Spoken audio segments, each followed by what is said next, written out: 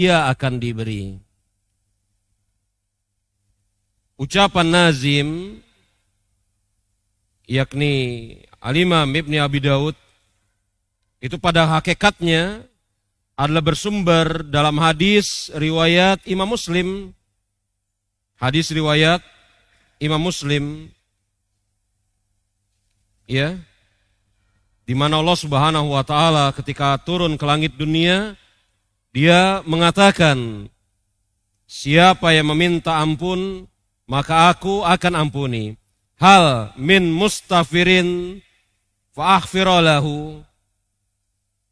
Siapa yang meminta ampun, atau adakah yang meminta ampun, maka niscaya aku akan berikan ampunan. Ini sekali lagi menetapkan bahwasanya yang turun adalah Allah Subhanahu wa taala. Karena kalau yang turun adalah malaikat, maka malaikat tidak akan mungkin bisa memberikan ampunan. Bukankah sedemikian? Karena yang berhak untuk memberikan ampunan hanya Allah Subhanahu wa taala.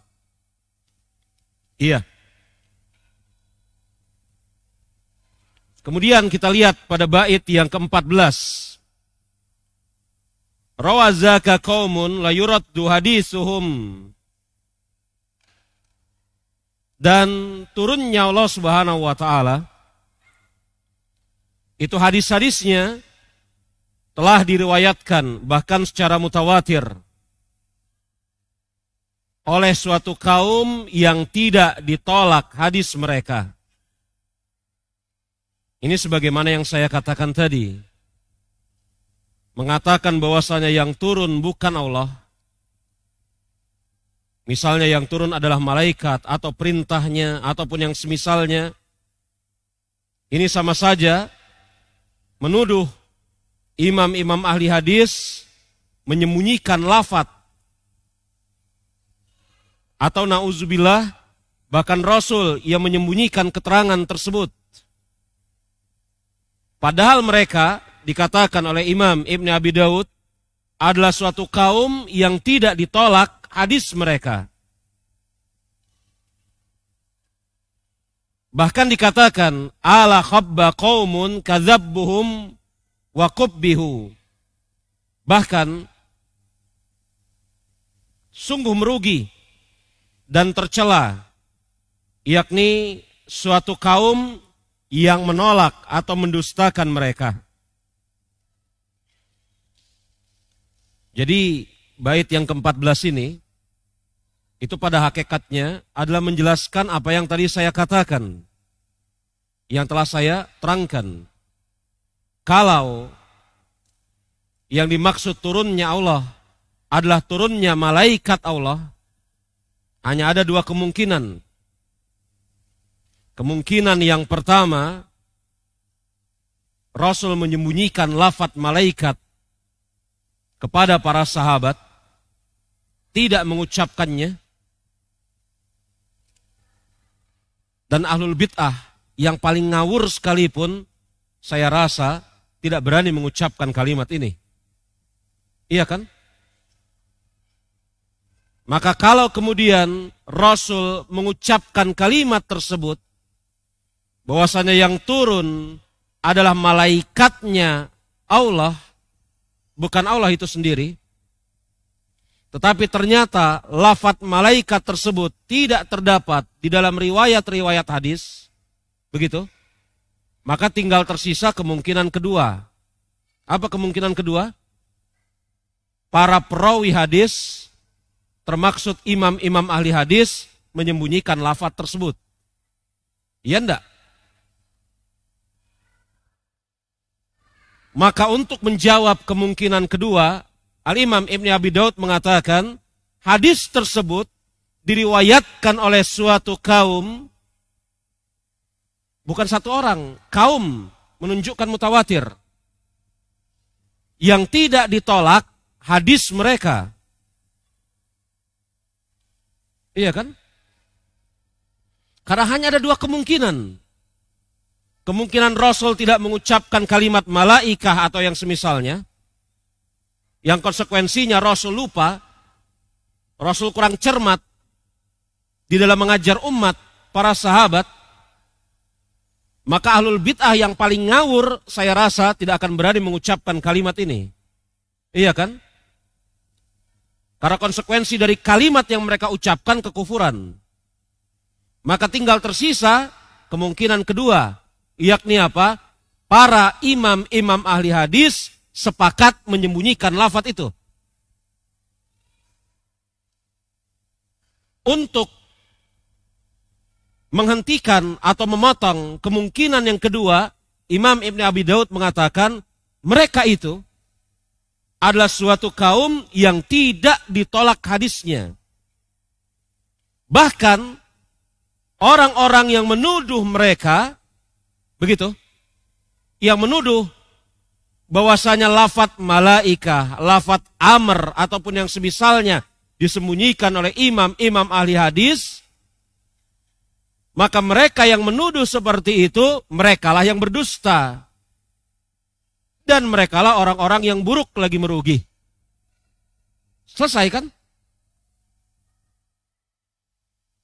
Kalau kemudian lafaz itu diucapkan oleh Rasulullah, tidak disebutkan oleh imam-imam ahli hadis, misalnya, maka mensifatkan mereka menyembunyikan. Padahal mereka tidak ditolak riwayatnya. Dan ini konsekuensinya berat ini. Hah? Konsekuensi pertama berat, sebagaimana konsekuensi kedua berat. Iya kan? Jadi jangan dibayangkan bahwasanya apa? Menuduh imam-imam ahli hadis, menyembunyikan lafaz malaikah, amr, ataupun yang semisalnya, itu konsekuensinya ringan. Karena barang siapa yang membuka pintu seperti ini, betul? Oh, mungkin saja mereka menyembunyikan lafaz malaikah dalam hadis nuzul. Maka dia membuka pintu keburukan yang banyak di belakangnya. Ya enggak? Hah? Karena kalau kemudian pintu ini dibuka, maka akan bisa datang orang lain mengatakan, mungkin saja imam-imam itu menyembunyikan ini. Ini sesuatu yang lain. Iya kan? Mungkin saja imam-imam itu menyembunyikan ini yang lain lagi. Hah? Kalau seperti ini dibuka pintunya, maka ini sama saja mengatakan syariat agama Islam yang kita pegang pada hari ini tidak lengkap. Karena ada sesuatu yang disembunyikan oleh mereka. Betul? Maka ketika mengatakan syariat agama Islam yang kita imani pada hari ini tidak lengkap, karena ada sesuatu yang disembunyikan oleh mereka, na'udzubillah, itu sama saja mengatakan Islam kurang, tidak sempurna. Lihat runtutan dari keburukan konsekuensinya. Jadi nggak main-main. Makanya agar kemudian berhenti anggapan ini, riwayat-riwayat tersebut diriwayatkan oleh suatu kaum yang riwayat mereka tidak ditolak. Adapun yang menolak riwayat mereka, dialah yang merugi. Serta dia adalah orang yang tercela. Kita lanjut pada bait yang ke-15.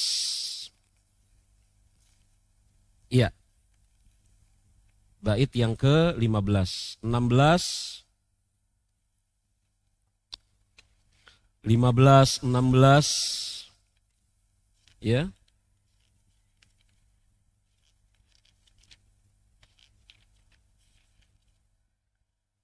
Ya, 15, 16 yang menjelaskan tentang apa?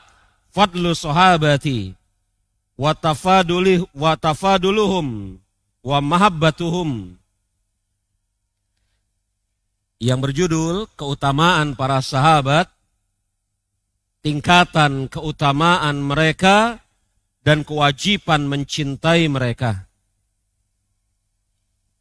Jadi di dalam bait yang ke-15 dan bait yang ke-16 ini, ya, menjelaskan tentang apa? Keutamaan para sahabat dan tingkatan keutamaan mereka. serta kewajiban mencintai mereka. Bait yang ke-15. Waqul inna khairan nasi ba'da Muhammadin wazirahu kitman thumma Utsmana arjahu warabi'uhum khairu bariyati ba'dahum Aliyun haliful haziri bil hazir bil Aliyun haliful khairi bil khairi munjihu. Bait yang ke-15. Dan katakanlah, sekaligus imani, sesungguhnya sebaik-baik manusia setelah Nabi Muhammad alaihi salatu wassalam adalah wazirnya. Wazir di sini diartikan menteri, pembantu. Kata Syekh Saleh Fauzan, yang lebih utama adalah teman diskusi. Jadi wazir di sini bisa diartikan pembantu, bisa diartikan menteri. Tapi jabatan menteri pada zaman Rasul tidak ada. Maka yang lebih tepat kata Syekh Saleh Fauzan, wazir di sini diartikan sebagai teman diskusi, teman bermusyawarah. Karena Rasulullah sering sekali bermusyawarah dengan siapa? Dengan dua orang wazirahu kitman. Dua orang wazir yang lebih dahulu. Yang dimaksud di sana adalah Abu Bakar dan Umar. Tsumma Utsmana arjahu. Kemudian Utsman menurut pendapat yang lebih kuat. Ketahuilah ikhwan, rahimani wa rahimakumullah. Tidak ada khilaf di antara para ulama Ahlussunnah, kaum muslimin, bahwasanya sebaik-baik manusia setelah para nabi dan rasul adalah Abu Bakar, kemudian Umar. Enggak ada khilaf. Jadi sebaik-baik manusia setelah para nabi dan rasul. Jadi Abu Bakar dan Umar itu bukan sebaik-baik manusia dalam umatnya Rasulullah. Tapi bahkan Abu Bakar dan Umar itu adalah sebaik-baik manusia setelah para nabi dan rasul. Ya? Karena sahabat Rasulullah itu lebih utama daripada sahabatnya Musa, sahabatnya Isa. Ini berdasarkan kesepakatan para ulama. Sahabatnya Rasulullah lebih utama daripada sahabatnya Isa, sahabatnya Musa. Konsekuensinya, orang-orang yang menjadi sahabat Rasulullah lebih utama dibanding orang-orang yang menjadi sahabat Musa dan sahabat Isa alaihi wassalatu wassalam. Yang menunjukkan Abu Bakar dan Umar sebaik-baik manusia setelah para nabi dan rasul. Kemudian Utsman menurut pendapat yang paling kuat. Ahlussunnah wal Jamaah sepakat manusia terbaik setelah para nabi dan rasul Abu Bakar, kemudian Utsman. Tetapi mereka ada perbedaan pendapat. Siapa yang terbaik setelah Umar? Khususnya perbedaan pendapat ini pada Ahlul Kuffah, orang-orang Kuffah. Iya. Seluruh kaum muslimin dari berbagai macam negeri mengatakan Utsman adalah orang terbaik setelah Abu Bakar dan Umar. Adapun satu negeri yakni Kuffah, orang-orang Kuffah mengatakan Ali lebih utama dibanding Utsman. Makanya kalau kita melihat kitab-kitab akidah yang disusun oleh ulama Ahlussunnah wal Jamaah, khususnya yang disusun oleh ulama-ulama Kuffah, ya, maka mereka mendahulukan keutamaan Ali dibanding Utsman. Contohnya Imam At-Tahawi, Imam Abu Ja'far At-Tahawi mendahulukan Ali dibanding Utsman. Tetapi tidak boleh kita katakan bahwasanya Imam At-Tahawi Rafidi atau Syiah, nggak boleh. Karena mendahulukan Ali dibanding Utsman itu pendapat Ahlul Kuffah, bahkan pendapat tabi'in besar dari Ahlul Kuffah. Iya.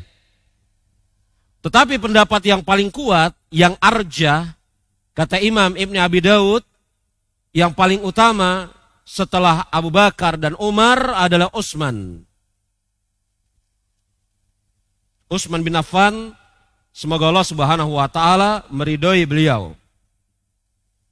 Ini pendapat yang paling utama. Kemudian kita lihat sekarang bait yang ke-16. Ya. Warabi'uhum khairul bariyati ba'dahum aliyu haliful khairi bil khairi munjihu. Dan yang keempat setelah Abu Bakar, Umar, Utsman adalah Ali bin Abi Thalib.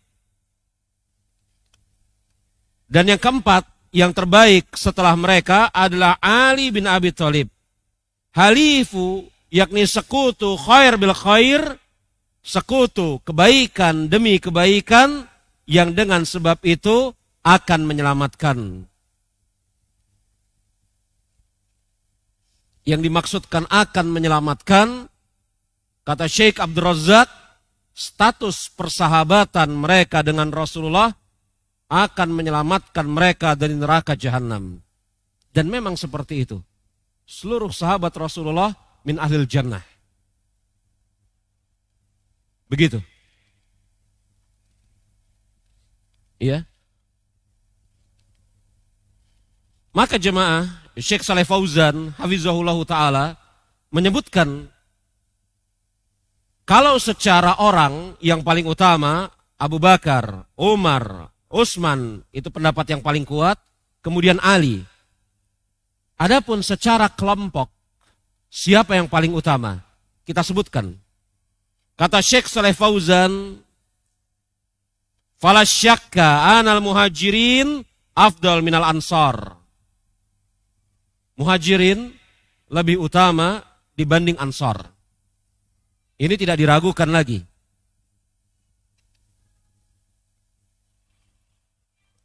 Kemudian apa? Yang kedua, afdalul muhajirin hum khulafaur rasyidun. Yang paling utama dari kaum muhajirin adalah khalifah yang 4.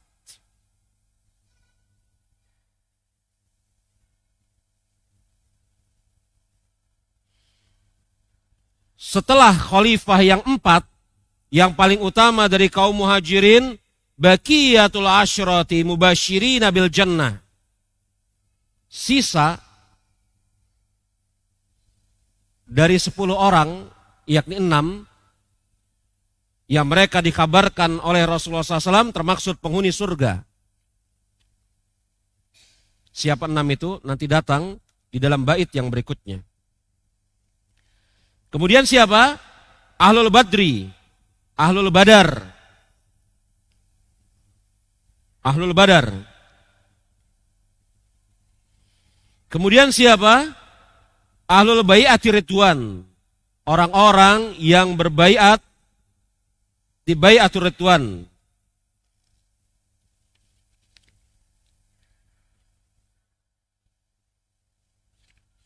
Kemudian siapa setelah itu? Tsumma allazi aslamu qablal fath, yakni orang-orang yang masuk Islam sebelum Fathul Mekah. Jadi orang-orang yang masuk Islam sebelum Fathul Mekah lebih utama daripada orang-orang yang masuk Islam setelah Fathul Mekah. Iya. Jadi ini tingkatan keutamaan sahabat. Muhajirin lebih utama dibanding Ansar. Muhajirin yang paling utama khulafaur rasyidin.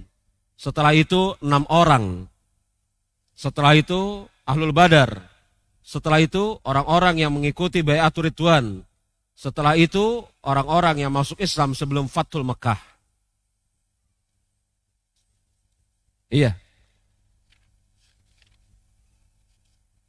Kita lihat bait yang berikutnya. Ya. Bait yang berikutnya. Bait yang ke-17 dan ke-18. Tadi disebutkan muhajirin yang paling utama 4 orang. Sedangkan setelah itu 6 orang. Siapa mereka? Disebutkan pada bait yang ke-16. Maaf, bait yang ke-17 dan ke-18. Fadlu baki asyrati mubasyirina bil jannah. Keutamaan sisa dari 10 orang yang diberikan kabar gembira akan masuk ke dalam surga.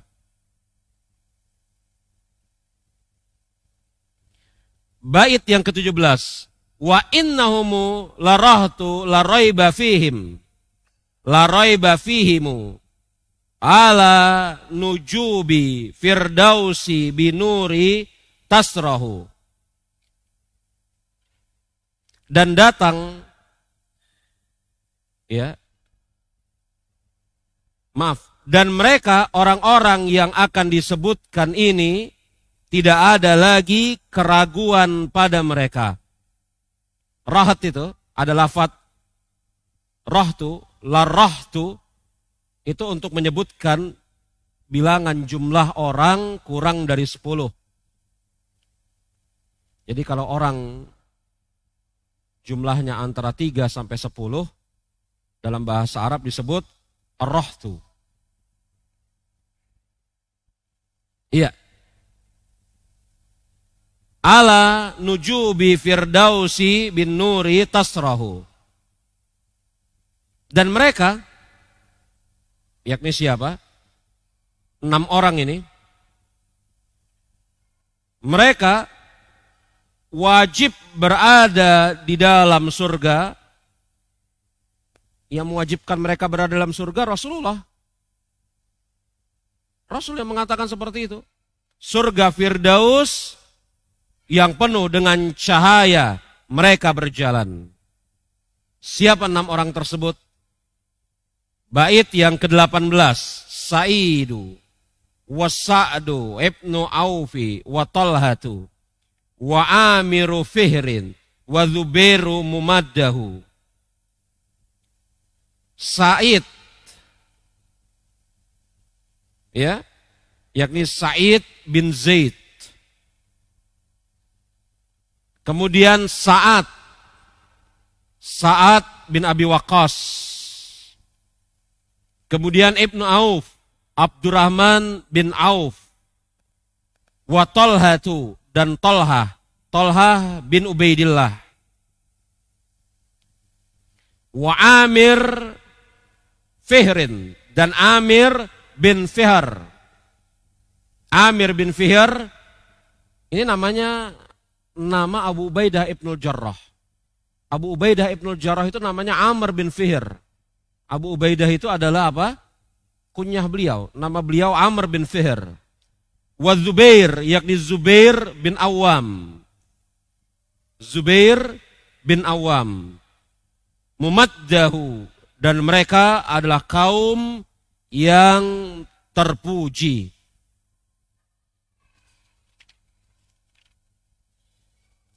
Ada satu hal jemaah rahimani wa rahimakumullah, kita lengkapi pembicaraan kita. Ya. Yakni apa? Persisihan ulama Ahlussunnah wal Jamaah. Khususnya di dalam yakni apa? Mana yang paling utama antara Ali bin Abi Thalib dengan Utsman bin Affan? Ya, itu di dalam bab keutamaan. Di dalam bab apa? Di dalam bab keutamaan. Mana yang paling utama? Utsman atau Ali bin Abi Thalib? Itu di dalam bab keutamaan. Tetapi Ahlussunnah wal Jamaah tidak pernah berselisih bahwasanya setelah Umar bin Khattab yang paling utama untuk menjadi khalifah adalah Utsman. Ahlussunnah nggak pernah berselisih itu. Ini sesuatu yang berbeda ya. Hah? Ahlussunnah tidak pernah berselisih. Yang paling utama untuk menjadi khalifah sepeninggalan Umar adalah Utsman. Yang mereka perselisihkan, mereka pun di sini bukan dalam artian satu kelompok Ahlussunnah berbeda dengan pendapat satu kelompok Ahlussunnah yang jumlah mereka kurang lebih sama. Tidak. Seluruh Ahlussunnah berbeda pendapat dengan Ahlul Kuffah. Pada Ahlussunnah itu ada yang di Mesir, ada yang di Hijaz, ada yang di mana Basrah, ada yang di Asbahan, betul? Hanya Ahlul Kuffah yang mengatakan Ali bin Abi Thalib lebih utama dibanding Utsman.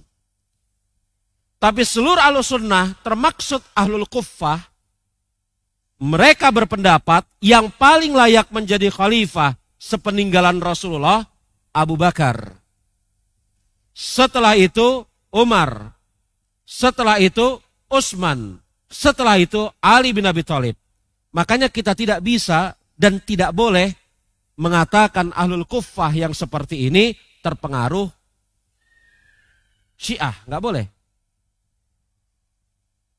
Kita harus adil. Nggak boleh mengatakan misalnya Imam Thahawi terpengaruh Syiah. Nggak boleh. Iya.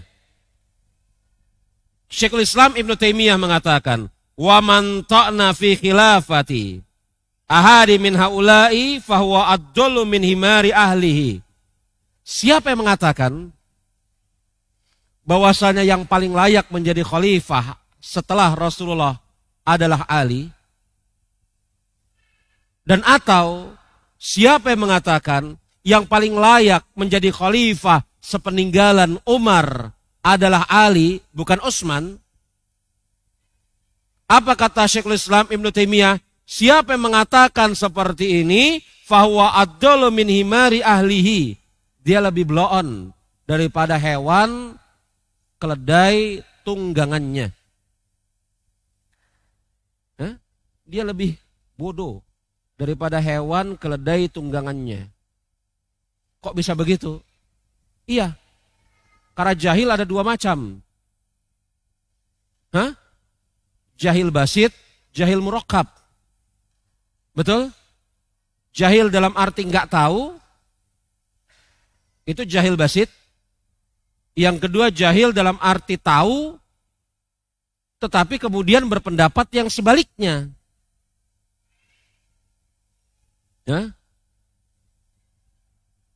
Tahun berapa perang Badar? Saya nggak tahu, jahul basit. Karena dia nggak tahu. Betul? Tapi orang yang mengatakan yang layak menjadi khalifah sepeninggalan Rasul adalah Ali, atau yang layak menjadi khalifah sepeninggalan Utsman, sepeninggalan Umar adalah Ali, itu jahlul murakkab. Bodoh kuadrat. Kalau keledai nggak tahu, coba antum tanya keledai. Oh, keledai nggak ada ustadz, ya kucing lah. Cing, mana yang layak menjadi khalifah sepeninggalan Rasulullah? Kucing nggak tahu. Jahlul basit kucing. Coba tanya kepada sebagian orang yang bisa ngomong, siapa yang layak menjadi khalifah sepeninggalan Rasul? Ali, jahlul murakkab. Lebih jahil daripada kucing. Kata Ibnu Taimiyah, siapa yang berpendapat dengan pendapat selain ini, bahwasanya yang layak menjadi khalifah sepeninggalan Rasul adalah Abu Bakar. Setelah itu Umar. Setelah itu Utsman. Setelah itu Ali. Maka apa kata Ibnu Taimiyah Syekhul Islam? Fahaulai fahuwa ad-dallu min himari ahlihi. Dia lebih bodoh daripada himar keledai yang dia tunggangi. Padahal himar itu itu simbol kebodohan di sisi orang Arab. Orang Arab kalau mau bilang orang bodoh, ya himar. Jangan sekali-kali antum ngomong begitu ya sama orang Arab ya. Emosi tingkat tinggi mereka itu. Ya himar gitu. Iya. Ya himar itu emosi tingkat tinggi. Makanya kata Syekh Saleh Fauzan, Wa mas'alatut tafdil baina Utsman wa Ali amruha sahlun. Permasalahan mana yang lebih utama antara Utsman dengan Ali, ini permasalahan mudah, tidak perlu diperuncing. Masing-masing ulama Ahlussunnah memiliki hujjah dalam masalah ini. Ya, Allahu a'lam bissawab. Iya.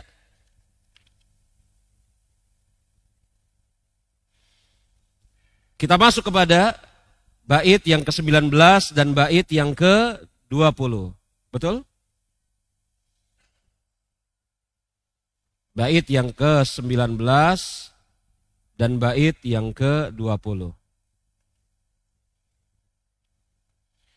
Yang diberikan judul oleh Syekh Shalih Fauzan, Ihsanul Qaul fi Sahabati wa hukmu ta'ni fihim. Wajib berkata baik tentang para sahabat dan hukum mencela mereka. Bait yang ke-19. Wa qul khaira qaulin fi sahabati kullihim wa la taqu ta'anan ta'ibu wa tajrahu. Bait yang ke-19. Dan ucapkanlah yang baik kepada seluruh sahabat, Wala taku ta'anan ta'ibu wa tajrahu. Dan janganlah menjadi pencela yang mencaci dan mencerca. Jarah itu ya cerca. Ya, mencela.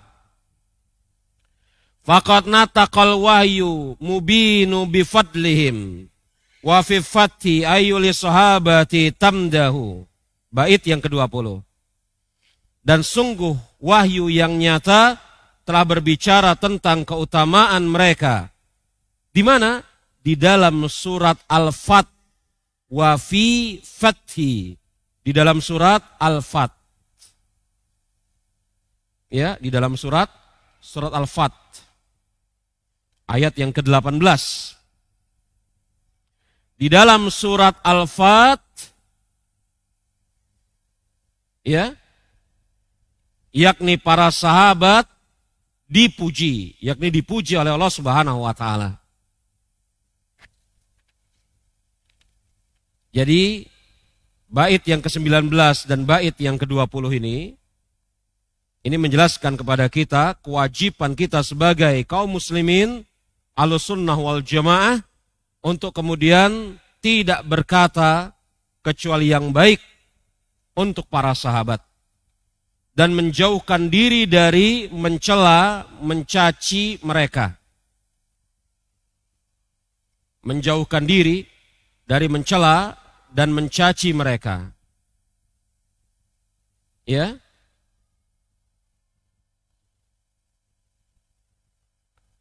Azan ya?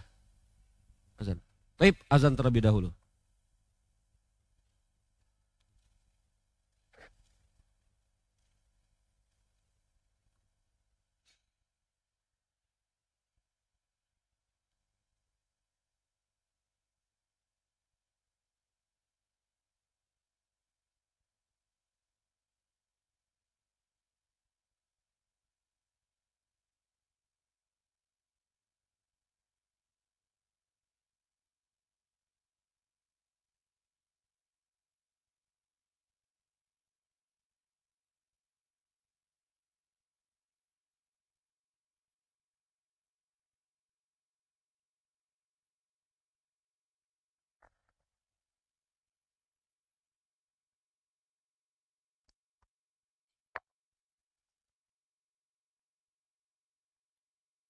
Allahu Akbar, Allahu Akbar. Allahu Akbar, Allahu Akbar. Ashhadu an la ilaha illallah.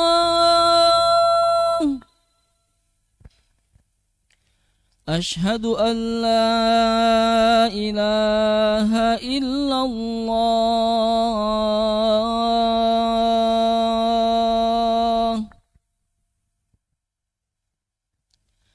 أشهد أن محمدا رسول الله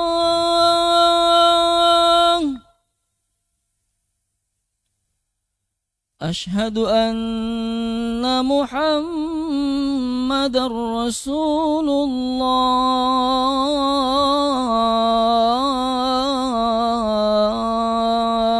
الله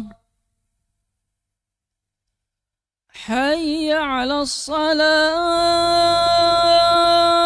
الصلاة حي على الصلاة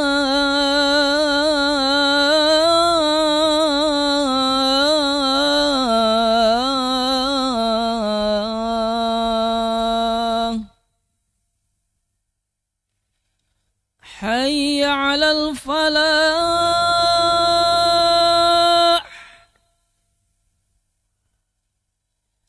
حي على الفلاح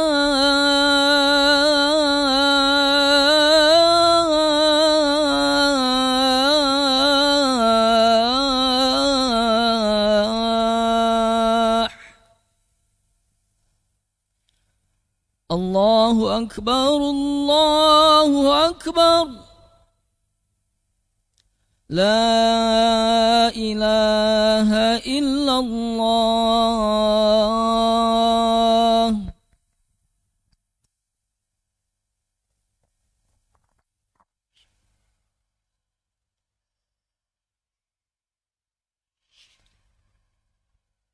Ikhwan rahimani wa rahimakumullah.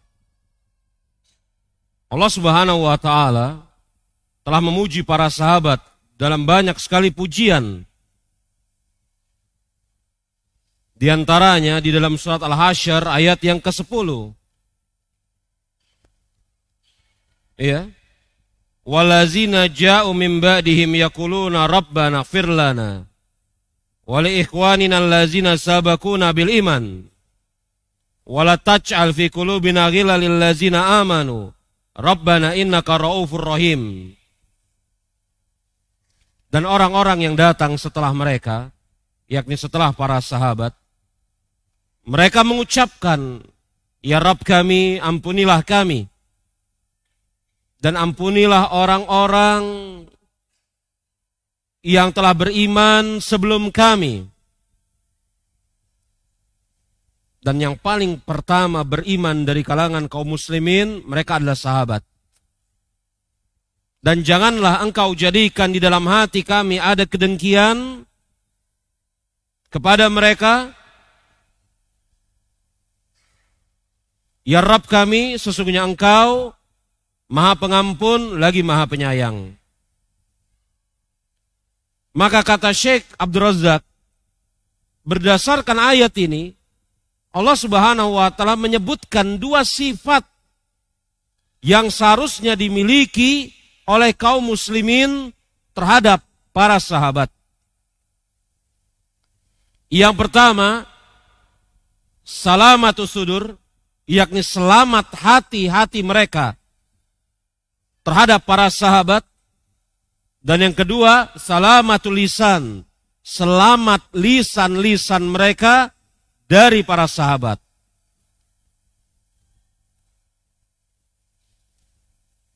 Walazina ja'u min ba'dihim yaquluna rabbana ighfir lana wa li ikhwanina allazina sabaquna bil iman. Dan orang-orang yang datang setelah mereka berdoa, ya Rabb kami, ampunilah kami. Dan saudara-saudara kami yang telah beriman, yang mereka telah mendahului kami. Ini keselamatan hati.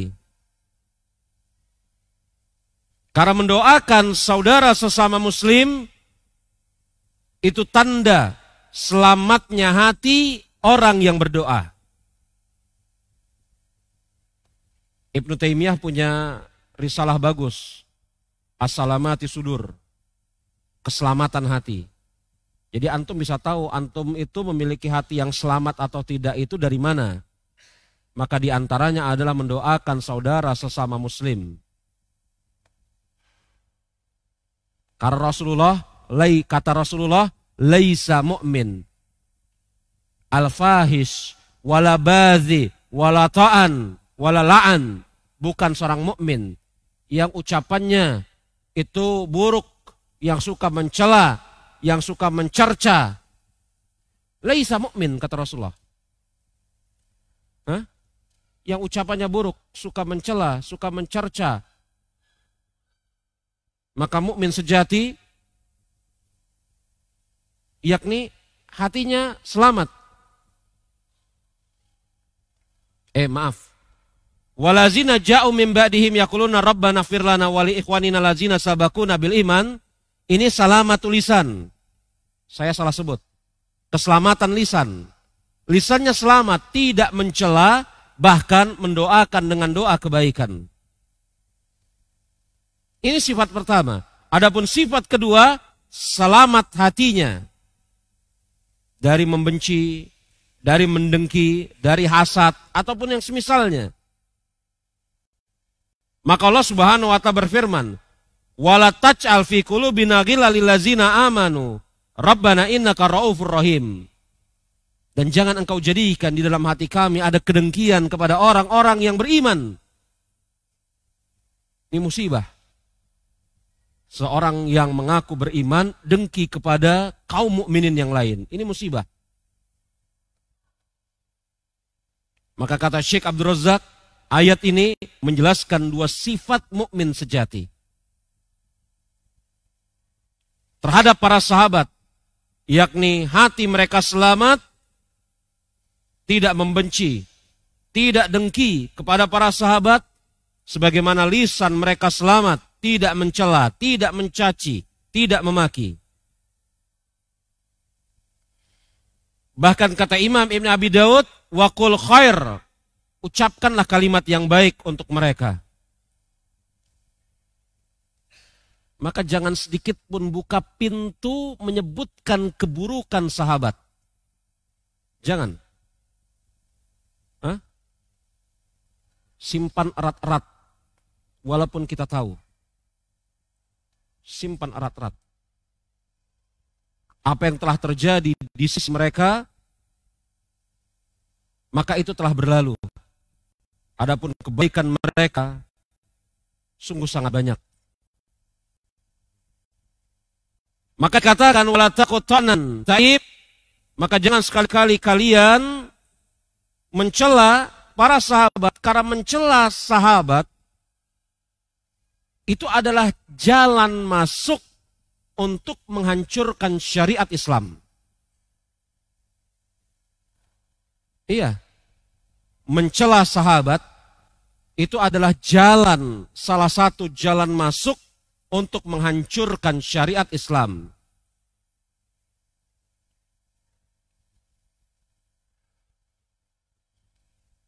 Loh, kata siapa? Kata Imam Abu Zur'ah Ar-Razi. Abu Zur'ah Ar-Razi bersama dua orang yang sama-sama Ar-Razi, Abu Hatim Ar-Razi dengan Ibnu Abi Hatim Ar-Razi, punya kitab akidah yang berjudul Aslus Sunnah wa I'tiqaduddin. Ini kitab Turat di dalam bab akidah. Maka saya senantiasa mewasiatkan kepada diri saya dan antum semua untuk senantiasa apa? Kita mempelajari kitab-kitab akidah, khususnya kitab-kitab akidah yang ditulis oleh ulama salafus soleh. Sebenarnya banyak ikhwan, sebenarnya banyak sekali. Banyak sekali. Dan manfaatnya banyak. Di antara manfaatnya yang pertama, agar kita semakin dekat dan akrab serta mengagungkan salafus soleh. Ini na'udzubillah, saya bukan hendak meremehkan kitab-kitab yang ditulis belakangan ini, enggak, na'udzubillah, enggak. Sekali-kali tidak. Tetapi supaya kita semakin dekat, akrab dan mengagungkan salafus soleh. Yang kedua tujuannya adalah apa? supaya pada diri kita ini yang menisbatkan diri kepada manhaj salaf itu memiliki keyakinan yang kuat bahwasanya apa yang kita jalani dalam kehidupan beragama pada hari ini adalah persis seperti apa yang dijalani dan diimani oleh salafus saleh. Kalau seseorang mengatakan Al-Quran kalam Allah bukan makhluk, siapa yang mengucapkan itu? Imam Ahmad. Bayangkan coba. Siapa yang mengucapkan itu? Imam Bukhari. Bagaimana tidak menimbulkan ketenangan yang luar biasa di dalam diri kita? Ketika mengetahui bahwa akidah yang kita pelajari dan kita imani, ini adalah betul-betul akidah salafus soleh. Hah? Dari mana kita pelajari, kita bahas kitab-kitab mereka? Yang ketiga, untuk juga sebagai hujah kita di hadapan Allah Subhanahu wa taala, kemudian di hadapan makhluk, bahwasanya keyakinan, ajaran agama, amal kita pada hari ini baru datang 200 tahun belakangan. Oh, keyakinan Al-Quran kalam Allah itu akidahnya Muhammad bin Abdul Wahab. Nanti dulu. Syekh Muhammad bin Abdul Wahab At-Tamimi betul mengatakan Al-Quran kalam Allah, bukan makhluk, betul. Tetapi itu bukan akidah yang beliau buat. Itu akidah yang diwarisi ribuan tahun. Ya kan? Hah?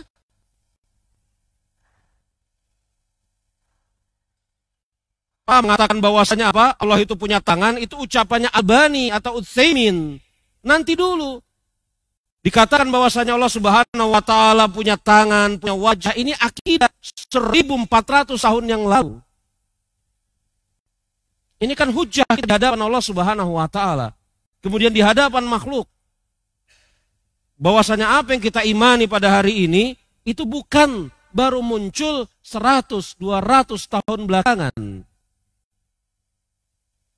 Karena banyak suara-suara yang mengatakan akidah orang-orang ini akidah yang baru 200 tahun kemarin. Sebelumnya nggak dikenal. Sebelumnya nggak ada. Jadi jemaah rahimani wa rahimakumullah, kembali. Abu Zur'a Ar-Razi rahimahullah ta'ala dalam kitab beliau Asla Sunnah wa I'tiqaduddin, dia mengatakan, "Iza ra'aitum rajul yantakithu an ashabi Muhammad sallallahu alaihi wasallam fa'lamu annahu zindiq." Ia mengatakan ini Abu Zur'ah Ar-Razi, ulama yang hidup di abad ketiga Hijriah, 1200 tahun dari sarang. Apa kata Abu Zur'ah Ar-Razi? Apabila engkau melihat ada seorang laki-laki yang menyebutkan kekurangan salah seorang di antara sahabat-sahabat Rasulullah SAW, fa'lam annahu zindik. Ketahuilah orang itu zindik.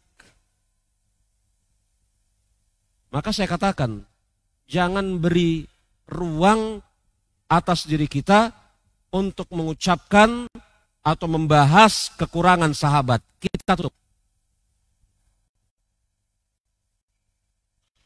Kenapa?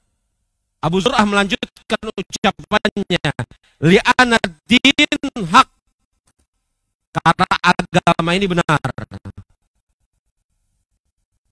Wal Quran hak, karena Al-Quran itu benar. Wa inna man naqlu lana dzalika sahabati. Dan Al-Quran serta agama ini yang benar ini sampai kepada kita dinukil oleh para sahabat dari si Rasulullah. Betul? Iya kan? Al-Quran agama yang benar ini sampai kepada dinukil dari Rasulullah oleh siapa? Oleh sahabat. Maka jemaah rahimani wa rahimakumullah, ada suatu kaidah yang disebutkan oleh para ulama. Iya.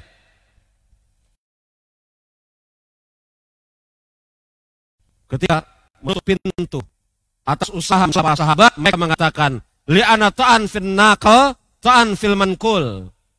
Celaan kepada yang menukil itu sama saja celaan kepada yang dinukil. Jadi mencela sahabat Rasulullah itu sama saja mencela Rasulullah. Kok bisa begitu?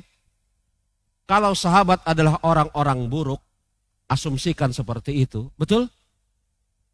Maka bagaimana mungkin Rasul bisa bersahabat dengan orang-orang buruk? Hah?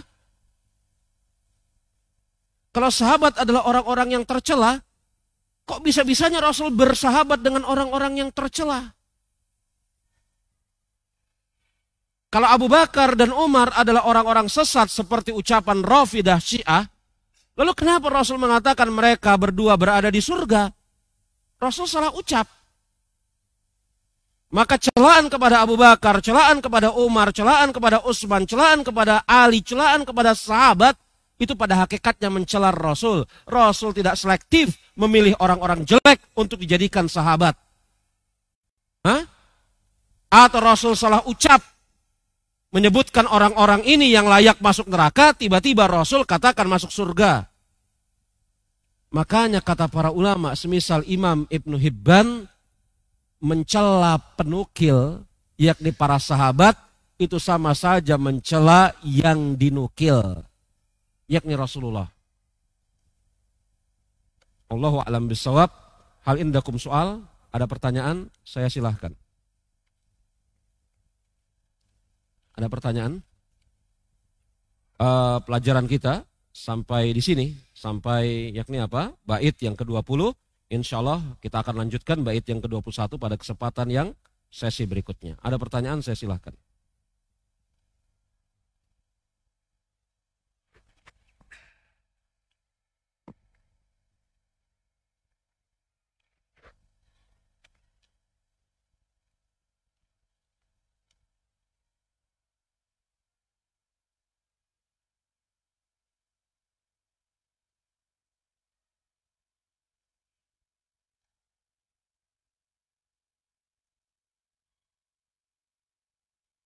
Assalamualaikum, waalaikumsalam warahmatullahi wabarakatuh. Mau tanya, mengapa ada perbedaan pendapat di antara Ustadz Sunnah yang senior dengan junior dalam masalah la haula wala quwata?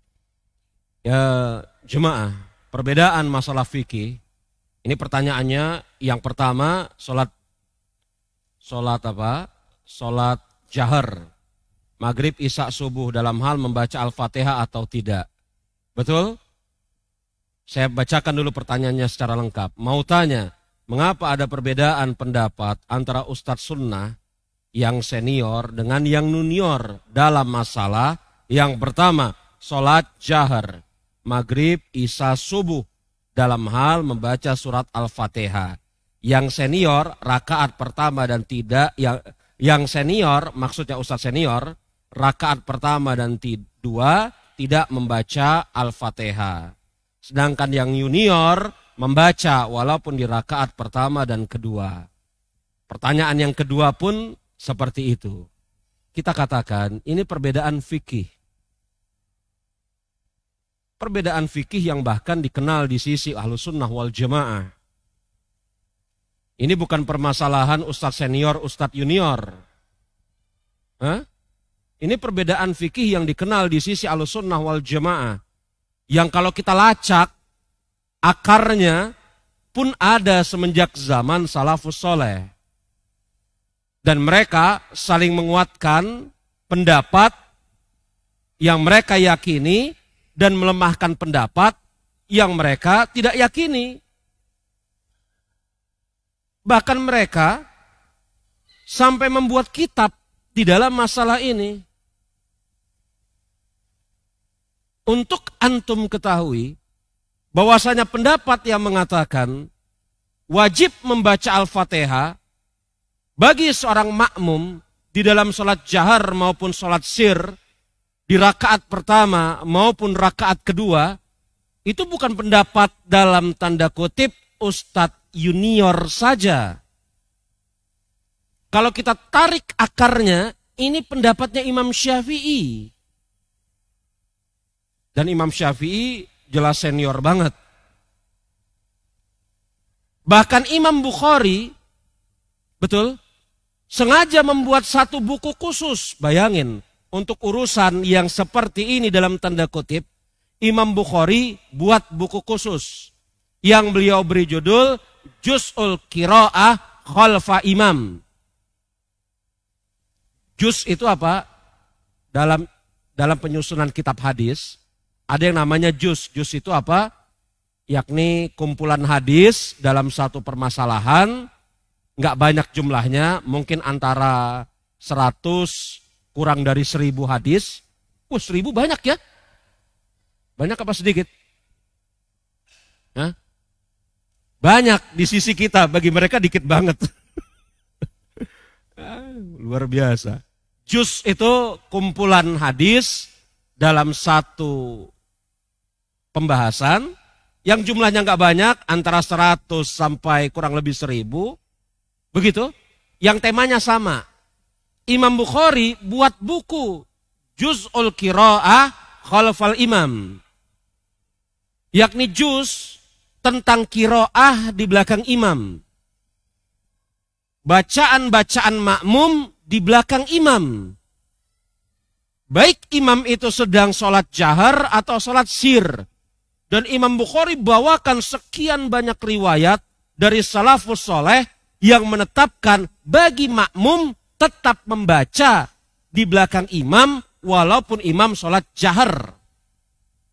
Dan ini bukan pendapat Ustadz Junior, tetapi pendapat salafus soleh. Iya kan? Loh, kalau begitu, yang berpendapat tidak baca, betul ya? Ustadz senior, dari mana pendapatnya? Yang berpendapat tidak membaca, betul? Di belakang imam jahar, itu Ustadz senior. Ustadz junior juga ada yang berpendapat seperti itu. Ini bukan masalah senior junior, bukan. Dan kalau ditarik akarnya, betul, maka ulama salafus soleh pun ada yang berpendapat seperti ini. Di antaranya adalah siapa? Imam Malik, yang menetapkan bahwasanya bacaan imam itu bacaan makmum. Dan salah satu riwayat dari Imam Ahmad. Imam Ahmad lebih senior daripada ustaz senior. Nah, begitu. Lalu kenapa kemudian ada khilaf di dalam masalah ini? Syekhul Islam Ibnu Taimiyah rahimahullahu ta'ala menyusun kitab yang indah sekali yang berjudul Raf'ul Malam an A'immatil A'lam.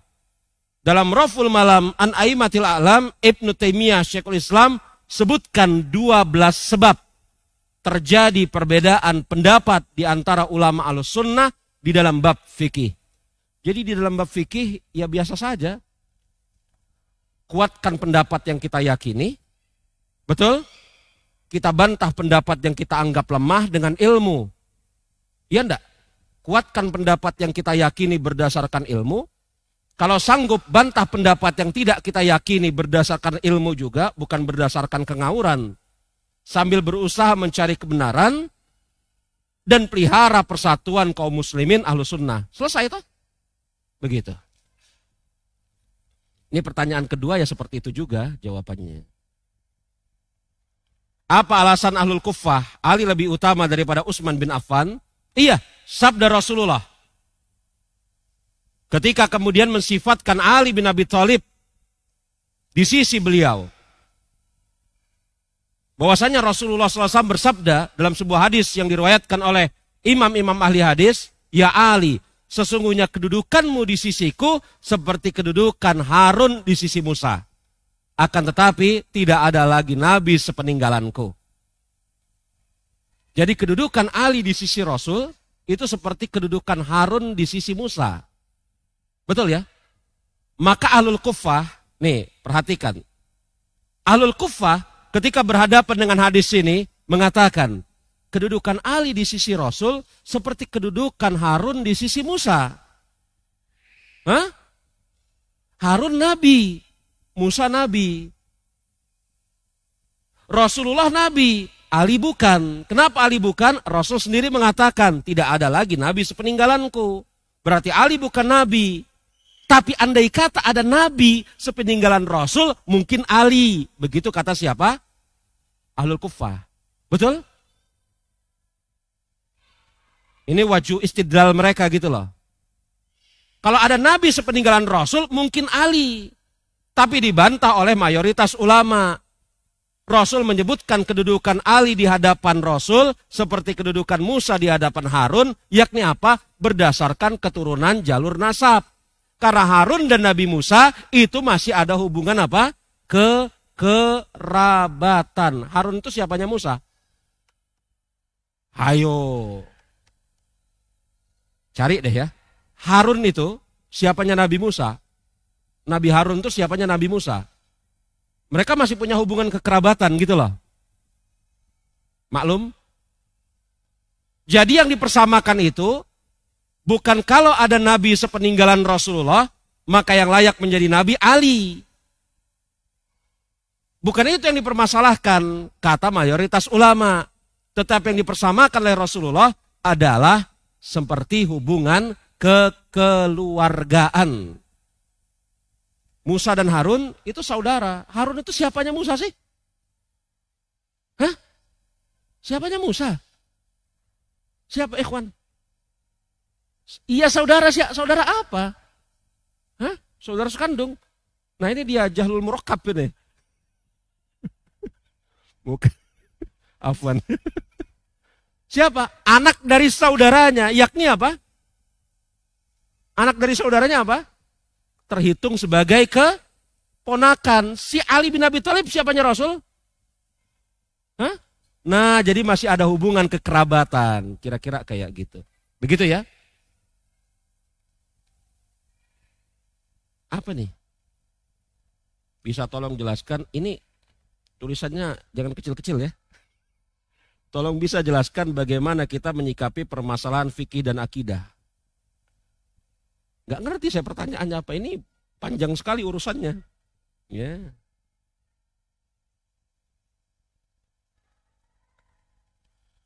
Tentang Al-Quran itu kalam Allah dan bukan makhluk. Jika ada pernyataan Al-Quran itu makhluk bentuknya, tapi isinya adalah kalam Allah, itu termaksud yang mana? Nah ini dia. Hah? Ini dianalogikan sebagai lafzi Al-Quran. Lafadznya, ya, yakni suara yang membaca Al-Quran itu suara qari. Adapun lafadznya yang dibaca adalah kalamnya Allah. As-sautu sautul qari, kalamnya kalamul bari. Kan begitu. Nah ini bisa dibawa kepada makna apa? Kertas yang menulis, kertas sebagai media, yakni apa? Yang di atasnya tertulis Al-Quran, kertasnya makhluk. Tetapi yang ditulis di atasnya kalam Allah. Kan begitu? Beres kan? Tapi pertanyaan-pertanyaan kayak gini, ini dijawab dengan seperti itu. Tapi jangan kemudian dihayalkan pertanyaan-pertanyaan baru lagi. Ya? Makanya telah selesai. Al-Quran kalam Allah. Ada yang masuk dengan tawakuf. Bukan makhluk. Ada yang masuk dengan apa? Tadi, lafaz Al-Quran. Al-Quran kalam Allah bukan makhluk. Adapun suara yang membaca adalah suaranya sang pembaca. Adapun yang dibaca adalah kalamnya Al-Bari. Allah. Betul? Selesai sebenarnya. Ya. Dan ini dibahas dengan bagus sekali oleh Imam Abu Ismail As-Sabuni rahimahullahu ta'ala. Ketika menjelaskan Al-Quran kalam Allah. Bahwasanya Al-Quran yang tertulis di batu-batu. Kalau orang zaman dulu kan nulis pakai sabak ya. Batu tulis, betul? Yang di mushaf, yang dihafal. Maka ditinjau dari apa yang ditulis, yang di mushaf, yang dihafal. Semuanya kalam Allah. Apakah pernyataan ini termaksud syubhat yang menyesatkan? Enggak diragukan lagi. Ya, antum jangan datangkan syubhat-syubhat baru ya. Mohon pencerahannya, mudah-mudahan cerah tadi. Taib, ada yang ditanyakan secara langsung? Padahal.